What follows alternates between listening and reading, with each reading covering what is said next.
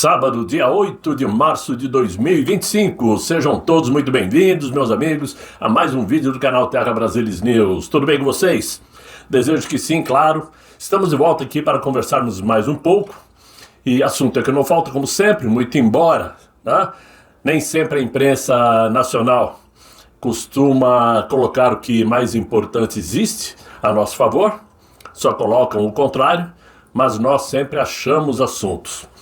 Um deles chama atenção, que já venceu aquele prazo de 5 dias que o ministro Moraes deu para o PGR Paulo Gonet analisar a possível retirada do passaporte de Eduardo Bolsonaro. Pois é, isto tanto é verdade que o próprio Eduardo Bolsonaro postou hoje em seu Twitter e questionou: ué, já acabou os 5 dias, não vão tirar meu passaporte? Claro que ele alfinetou, provocou, talvez esteja sim querendo saber até onde vai a ousadia da justiça brasileira. Porém, por outro lado, o jornalista Paulo Figueiredo, que tem sim trazido informações valiosas porque está lá participando de perto de tudo que está acontecendo, comentou o seguinte: é melhor você ficar nos Estados Unidos, porque possivelmente eles estejam esperando você voltar para retirar seu passaporte. Bem, tudo é possível, tudo é válido, e o Paulo Figueiredo inclusive disse que é bom você ficar por aqui, até porque na próxima semana temos acontecimentos importantes. É óbvio que acontecimentos importantes virão, nós sabemos disso. Nada está parado lá na terra do tio Sam, muito pelo contrário. Acontecimentos estão rolando, tanto dentro do Congresso americano, como por parte de investigações do Homeland Security, que cuida da imigração, né? Que cuida dos passageiros que chegam aos Estados Unidos. E eles estão sim trabalhando para analisar tudo o que aconteceu com o caso Felipe Martins. Então é óbvio que virão coisas nada boas, nada agradáveis para a maior corte brasileira. Disso eu tenho certeza. Então temos que aguardar e a pergunta fica: por que ainda o Paulo Gonet não respondeu? O que nós sabemos é que ontem nem bem recebeu as defesas de todos os acusados, os 34 acusados nesse inquérito absurdo. O ministro Moraes já mandou essas defesas por escrito para o PGR também analisar. Não sei o que ele vai analisar, porque se é uma resposta da defesa, se é uma justificativa da defesa porque está defendendo fulano, ciclano ou beltrano, e isto diz respeito à Suprema Corte na hora do julgamento, e não do PGR dizer se aceita, se não aceita, se concorda ou não concorda. Mas tudo serve para esticar a linha de tempo, tudo serve para ganhar em tempo, como eu tenho dito aqui normalmente, que a meu ver isto não termina em 2025, não termina. Se fosse para acabar, eles já tinham chutado o balde, como fizeram até hoje, quando prenderam milhares de brasileiros naquele fatídico dia 9, né? Como mandaram prender outros sem justificativa. Então, se era para prender, já teriam prendido. Porque, pelo que me consta, o general Walter Braga Neto está na mesma sacola em que se encontra Jair Messias Bolsonaro. E o general já está preso. Então, vamos aguardar. Tem muita coisa aí que interessa e muito para que os ministros tomem certas decisões. Por outro lado, vamos falar de uma coisa aí que chama a atenção do mundo inteiro. Porque enquanto existe aquele impasse, enquanto o impasse toma conta da possível, mas difícil negociação de paz entre Ucrânia e Rússia, o presidente Donald Trump está sendo acusado pelos europeus de ser conivente com Vladimir Putin, já que ele voltou a bombardear a Ucrânia. Isso aconteceu ontem. O Donald Trump disse que tem certeza de que Putin quer sim a paz. Porém, foi um erro dos europeus, principalmente da França e da Inglaterra, acirrarem as ameaças com tropas na fronteira ucraniana e uso nuclear, como provocou Emmanuel Macron. Com relação a isto, inclusive, o Vladimir Putin, ele escreveu hoje o seguinte: a Rússia nunca foi inimiga de vocês e nunca será. Não queremos matérias-primas e riquezas europeias. Temos as nossas próprias e não precisamos das suas. A Rússia é o país mais rico em recursos do mundo e não queremos suas terras nem seu território. Veja como a Rússia está distante de vocês. A Rússia tem o dobro do tamanho de toda a Europa. Então, para que nós precisamos de suas terras? O que faremos com elas? Por que vocês acham que a Rússia é inimiga da Europa? Que danos a Rússia causou a vocês até hoje? Nós não lhes vendemos gás e matérias-primas a preços mais baixos do que os preços de seus amigos, do que seus amigos venderam a vocês? A Rússia sacrificou 20 milhões de pessoas na Segunda Guerra Mundial para se livrar dos nazis. A Rússia não foi o primeiro país a ajudar a Europa durante a pandemia? Não ajudamos a Europa quando houve incêndios e desastres naturais? O que a Rússia fez a vocês para que nos odeiem tanto? A Rússia não é inimiga. Seus inimigos são seus próprios líderes. E nesse sentido, longe de querer defender Vladimir Putin, não? Que fique bem claro, mas uma coisa é certa: os líderes europeus estão tão envolvidos nesta tendência de querer criar uma nova ordem mundial da qual Vladimir Putin é contrário, que eles estão extrapolando suas ideias, estão deixando aflorar seus desejos ditatoriais também. A troco de que a Inglaterra quis comprar uma briga, dizendo que vai mandar tropas para a fronteira ucraniana. A troco de que Macron ameaçou mandar arma nuclear para a fronteira com a Rússia. Eles estão torcendo pelo pior? Diante disso tudo, a meu ver, fica uma questão. Será que a Europa realmente quer paz ou quer continuar usando Volodymyr Zelensky como bucha de canhão? Nós sabemos que quem começou o conflito foi Putin.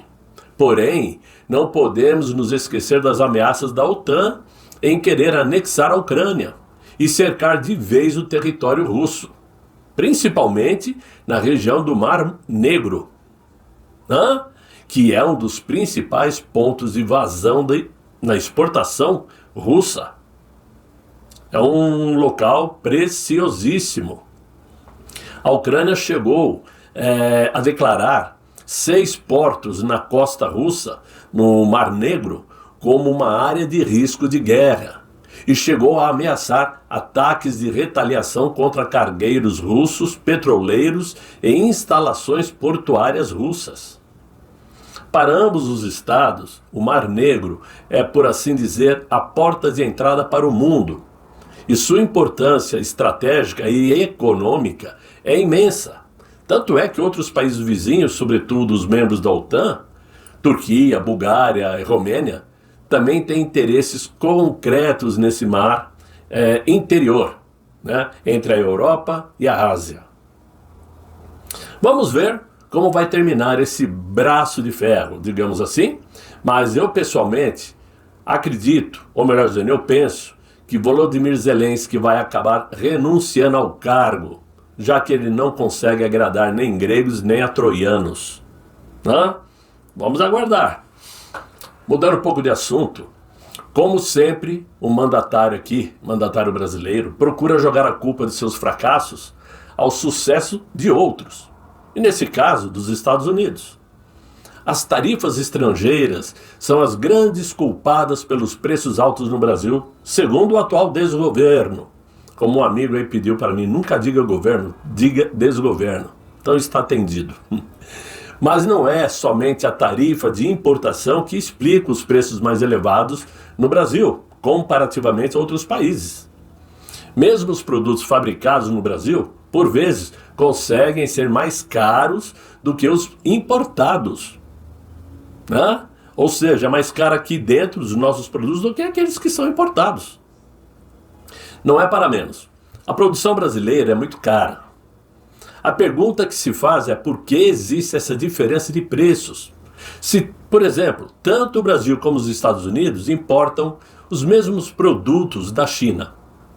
A diferença é que um celular montado na China, por exemplo, chega com muito menos imposto aos Estados Unidos do que no Brasil, tornando então os valores mais acessíveis ao varejo americano.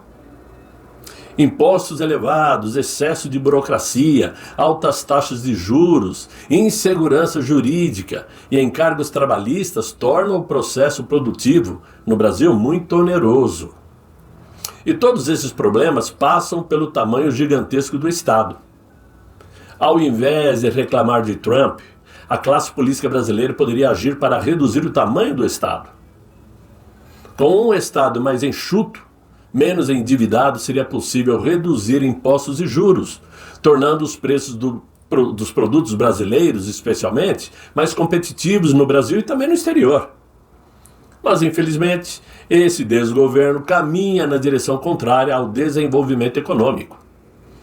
A maioria das políticas tende a aumentar a arrecadação, inchar o Estado, conceder subsídios setoriais para os amigos, os amigos do rei, e mais protecionismo, o que é pior. Como ficou evidente aí no caso da taxação das blusinhas, todo mundo se lembra, as blusinhas da China, que afetou prioritariamente os mais pobres, que faziam uso desse tipo de compra. Enquanto isso, é o consumidor brasileiro quem paga a conta do atraso da mentalidade estatizante. Claro que já discutimos aqui que a situação do Brasil é caótica e sem previsão de melhoras. Mas o pior é que o Brasil vai ficando também sem moral diplomática e sem o respeito da comunidade internacional. Tanto é que o mandatário brasileiro já deu mostras claras de sua preferência por estados ditatoriais, como também por suas falas inconsequentes, como a que fez ontem, por exemplo. Segundo Luiz Inácio, o empresário Elon Musk, dono da empresa americana, acha que pode tudo, mas tem que respeitar a lei brasileira. Tem até o dono de uma empresa americana, diz o Luiz Inácio, que é o dono de uma dessas empresas muito fortes aí, que divulga essas notícias na internet, que ele não quer nem respeitar o governo, não quer nem respeitar a justiça. Ele acha que ele pode tudo. Ele pode tudo no país dele. Aqui no Brasil, ele vai ter que respeitar o povo brasileiro. Ele vai ter que respeitar o povo brasileiro, repetiu. E não tem outra coisa, afirmou ele. Bom, todos nós sabemos que essa fala foi desastrosa pelo seguinte, porque o Itamaraty está trabalhando duro para conseguir construir uma ponte de negociações com o governo brasileiro, o governo americano, desculpem. E não tem conseguido, como eu disse no vídeo de ontem, que o Marco Rubio já conversou com 58 países e ainda não aceitou conversar com o Brasil. E o Itamaraty está trabalhando duro para isto. Muito por conta do péssimo currículo brasileiro. Mas com discursos inflamados como esse do mandatário do Brasil, nós só conseguiremos dar fôlego aos Estados Unidos para abrir guerra comercial, da qual o nosso governo não terá como barrar, como impedir. Motivos, como já disse, são vários, mas principalmente os jurídicos que estão na ponta da linha, prontos para sancionar quem de direito. Como a gente sempre costuma dizer, a cobra está fumando. Essa é a realidade. Então, meus amigos, era isso que eu tinha para vocês no vídeo de hoje. Espero que vocês tenham gostado, que tenham curtido. Deixem os likes. Você que está assistindo aí pela primeira vez, se inscreva no canal, dê uma força ao Terra Brasilis News. Quem puder colaborar, ajudar o canal, eu agradeço de coração. Toda ajuda sempre é muito bem-vinda, porque queremos crescer, evidentemente, né? Mas por enquanto eu desejo a vocês um excelente final de sábado, muito bom descanso e até amanhã, se Deus quiser. Ele há de querer. Fiquem bem, fiquem com Deus. Tchau, tchau.